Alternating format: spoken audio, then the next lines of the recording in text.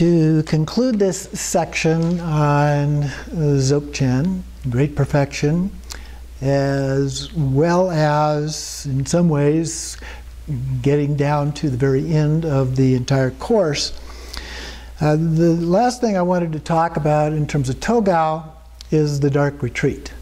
This is one of the major practices associated with Togal. It's the most intensive of the Togal practices. It requires the guidance of a qualified master to do that. And what you do is you practice in total darkness for a period of 49 weeks. So that's a long period of time. It's like going into sensory deprivation. And as a result of that, it's a very intensive experience, sense of movement, of energy within space. You can't see your hands or your body, and so there's no sense of that for the most part. And so you can see various organic or geometric kinds of forms and lights appear as a part of this. It's considered to be the energy of transcendent wisdom, if you will. If you want to get an idea of what it's like, you can close your eyes and actually press lightly on your eyeballs, and you'll get a sense of the kind of things that arise in this experience. It's a little bit different than the kind of things that arise in sky gazing, but it's very similar to what arises in this experience of total darkness. But being in a total darkness for that long can also bring up lots of things that, if somebody isn't qualified to help the person deal with those, can create serious mental problems. So it's not something that we engage in lightly as a part of that. As the retreat progresses, the visualized formats may include things like deities and bikinis, similar to the kind of things that we have in sky gazing, mandalas, and so forth. But Padmasambhava doesn't, in the book, does not talk at all about the dark retreat. There's a brief mention of dark retreat, but he doesn't really describe that. He doesn't go into details. My feeling is, based on the way we've designed this course, dark retreat is not appropriate for lay practitioners. Certainly if you get really good at this and you find a qualified master, I am not, to lead a dark retreat, then you could certainly do that. I do not recommend doing it on your own. Some people have tried to do that. I think it's somewhat dangerous to try and do that on your own, just because of the psychological aspect.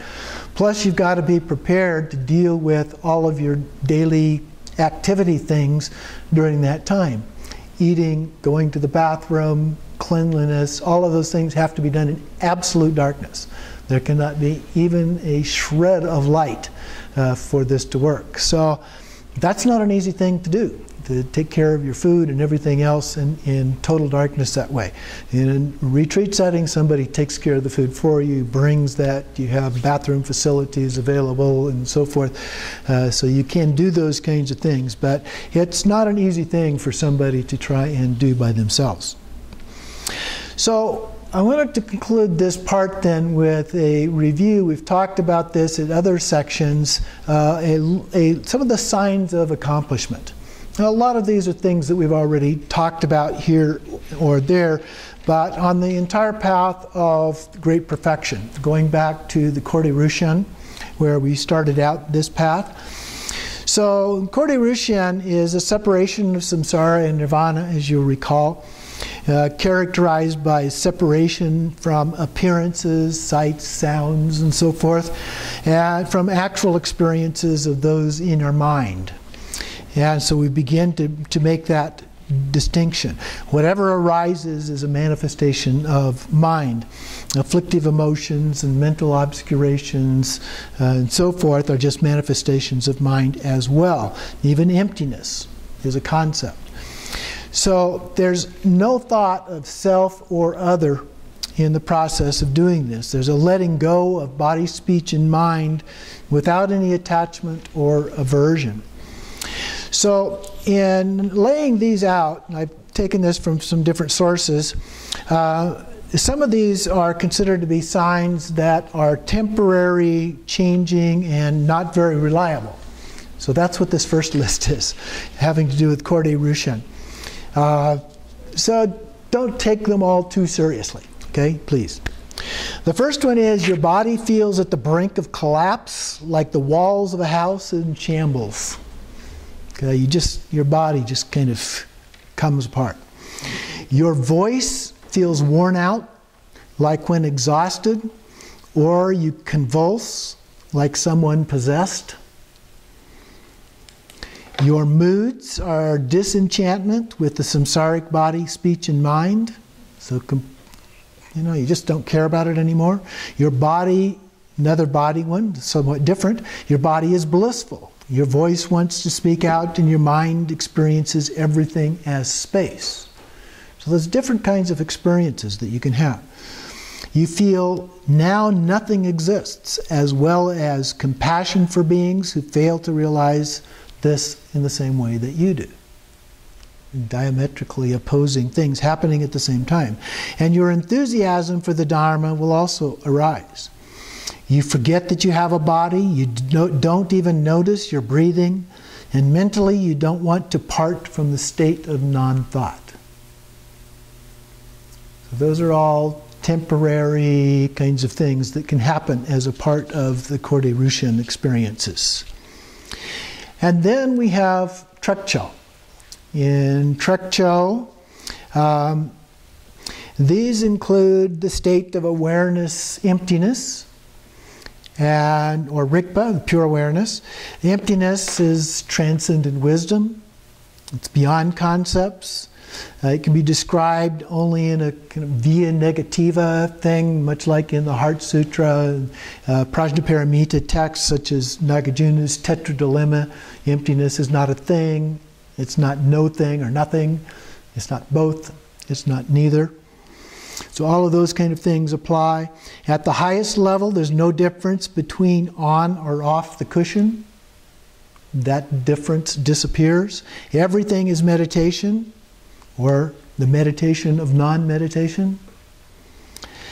The text described 4 stages of experiences in Treo: one-pointedness, simplicity, one taste, and non-meditation.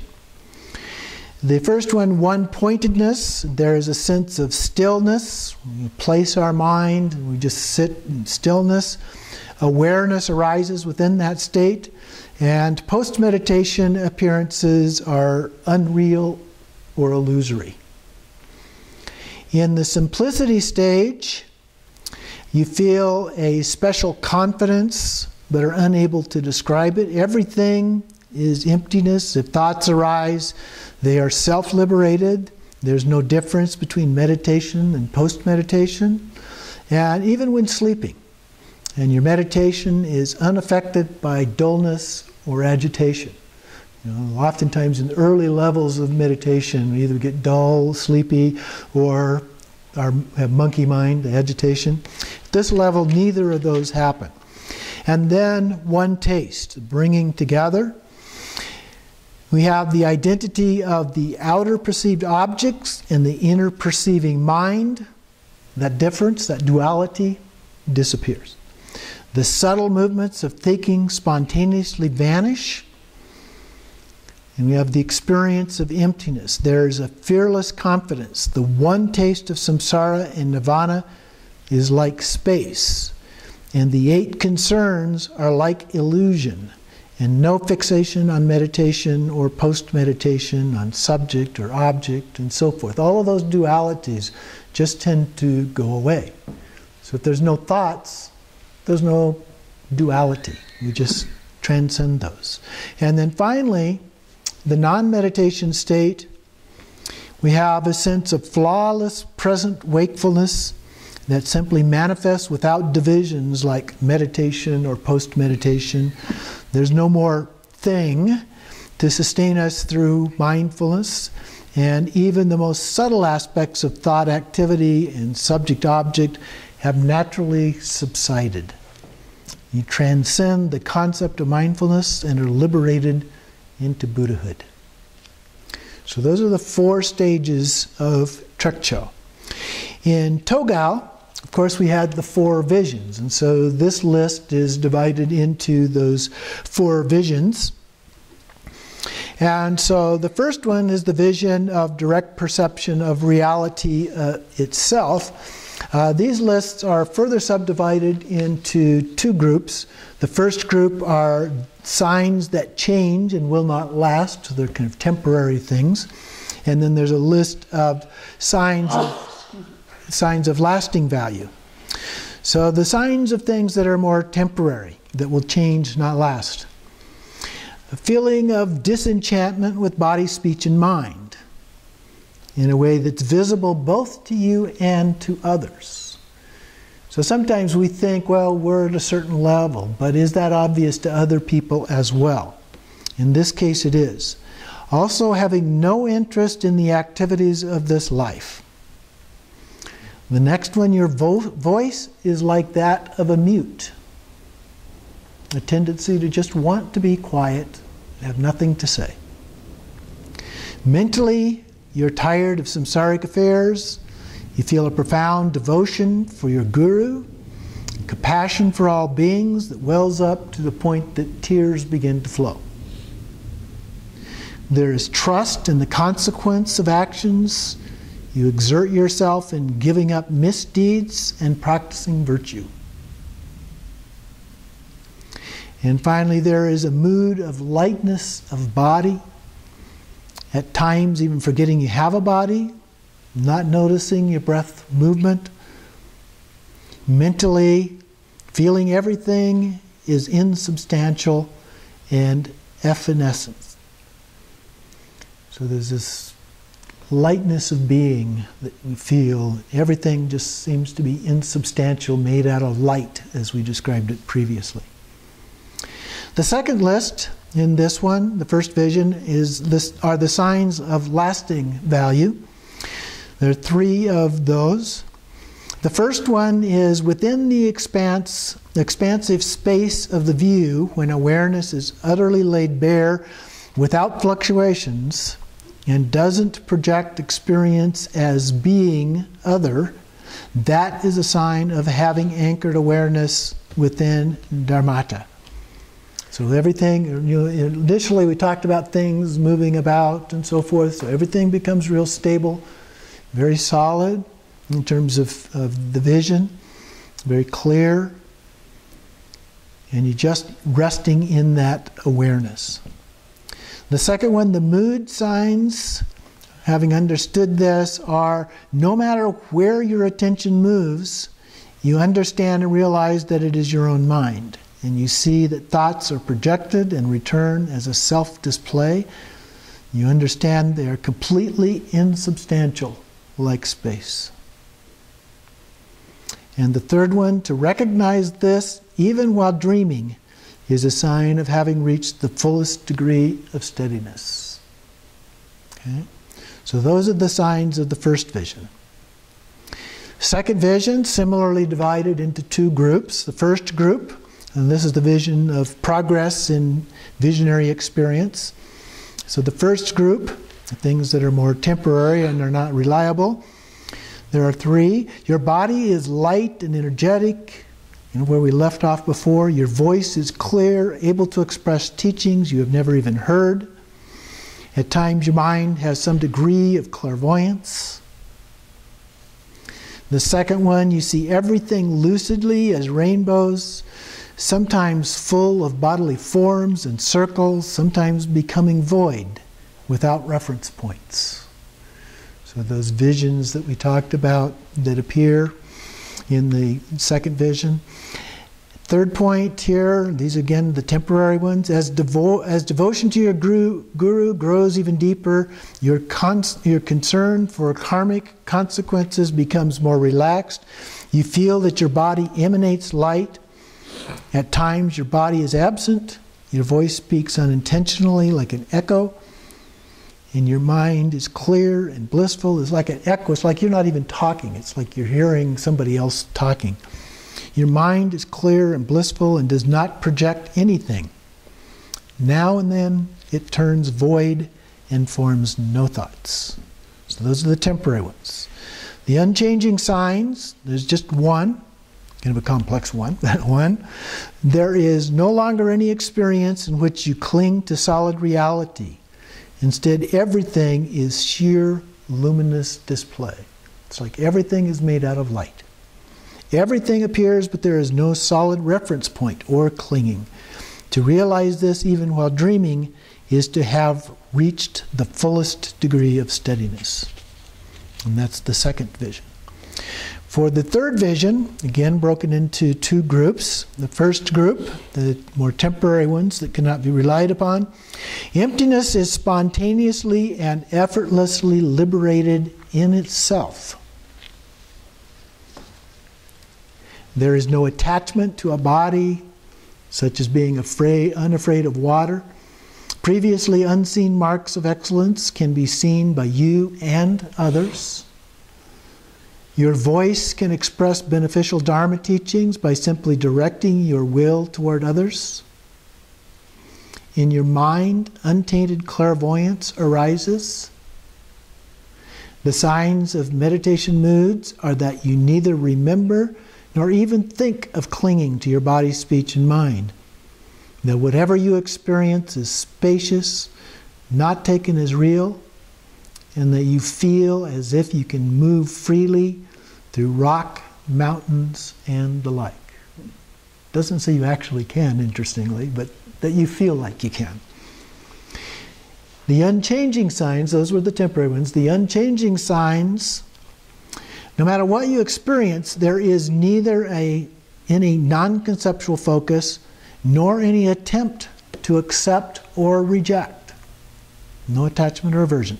Rather, it is liberated without being assumed to be real, so that whether day or night, without needing to remember it, appearance and emptiness are naturally liberated into non-duality. When the delusion of dreaming ends, you have reached the fullest degree of steadiness. Okay, so those are the signs of the third level, the unchanging signs. And finally, we have the fourth vision of extinction into reality itself. This one is not divided into the two categories, as you might expect. And there are three of these. All signs and indications of progress on the path have ceased. The moving force of appearances has ceased, while the still quality of emptiness is no longer. The non-dual nature of appearance and emptiness neither fluctuates nor changes in any way whatsoever. There is a naturally awake quality that transcends meeting and separation, an unfabricated presence and absence without any dismantling, which is utterly naked state of emptiness, of aware emptiness, free of clinging. Others' perceptions, since an unobstructed knowledge, original wakefulness as an all-pervasive capacity is also present, there is an effortless unfolding form bodies for the welfare of beings. So you're able to manifest other form bodies to actually benefit other beings. Now there's some other ones that I have found that are not specific to individual things like Treo and Togal or the specific visions or those kinds of things. This first one lists things related to the senses. So when you get to this level, you begin having these kinds of sense experiences. So these all are listed in terms of seeing, hearing, smelling, and so forth. Seeing the 10 signs indicate taking hold of the mind within. The 10 signs are the smoke, mirage, fireflies, moonlight, and so forth. The second one, seeing various types of sentient beings and shapes. So we have a real clarity about these. Hearing the sound of large drums. Understanding voices of the smallest insects and many other kinds of beings. Smelling the scents of devas, nagas, yakshas, and so forth, as well as experiencing extrasensory perceptions through scent. tasting numerous kinds of flavor, untainted ambrosia when savoring ordinary food and drink. And finally, feeling sensations of touch that occur in the same way as the others being the ones I just described. So that was sense clarity. There's another list related to mental clarity. The first one is a profusion of concepts about what should be discarded and with which remedies. So we've talked about that earlier, that we need to discard things. There are antidotes and remedies. These tend to come up in the path of the Bodhisattva, path of altruism, but they are sustained. Insights about the connection between intelligence, the proliferation of thoughts, and outer and inner interdependence. A brightness, lucidity, and absence of deep sleep or mental dullness. The feeling of understanding everything as well as countless other types of insights. Clarity will be experienced as the understanding of cause and effect, as well as the absence of scattered and agitated states. Non-thought will be experienced as the attainment of unwavering stability. And finally, there's a list of 4 states of confidence. And we've talked about this before, of achieving a level of confidence, particularly as you're moving from one vision to another and so forth. Confidence of not fearing the lower realms. Samsara no longer exists. Confidence of no longer anticipating the ripening of cause and effect. The thought that this is happiness no longer occurs. There is no happiness. There is no unhappiness. There is no samsara. There is no nirvana. Confidence of not hoping for anything to be obtained. We're no longer seeking to attain anything. And finally, confidence that joy and sorrow are pure in the nature of evenness. So again, there's this steadiness involved in this. So those are the 4 states of confidence. So these are all signs in terms of the path of great perfection. Some of them refer to some of the other paths a little bit as well. But these are the signs that we can look for in helping us get an understanding. Don't dwell on them. Don't get caught up too much in minutiae about the nature of these things. But they can be helpful from time to time to go back and look at these and see, how am I doing?